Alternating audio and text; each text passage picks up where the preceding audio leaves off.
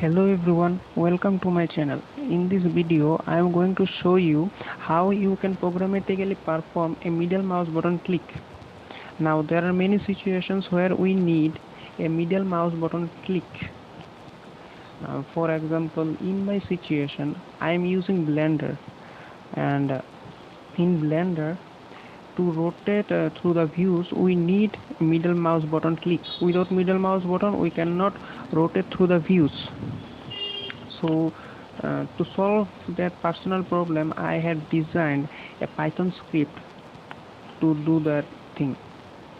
Now in this video I'm going to demonstrate you the working of that script, and also will highlight that some of the parts of the script, and I will also provide that code in the I'll give a link in the description where you can get the code.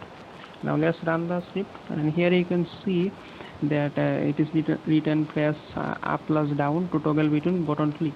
So we'll press the up and down arrow of the keyboard simultaneously to do that. Now let me click it, and now as you can see that I have clicked it, and the middle mouse button is activated, and we can rotate through the views. Now again clicking, we have released it.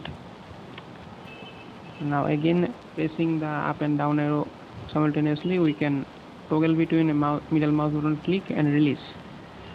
So if we analyze the code which I have written, you can see that I have imported two libraries named Win32 API and Win32con. Now again I have also imported keyboard, for which we have provided function hotkey, add hotkey. I have used to up plus down arrow. Then when pressing the up plus down arrow, it will call a function named cursor action. In this function I have given the required middle mouse button click, the programmatically middle mouse button click in that cursor action function. As you can see in the cursor action function, I have used a global toggle, and it's set to true and false. So in this middle mouse button down means pressed, and middle up is released, middle down is pressed, and middle up is released. So, and again keyboard wait ESC, so that when I press the escape key, it closes down.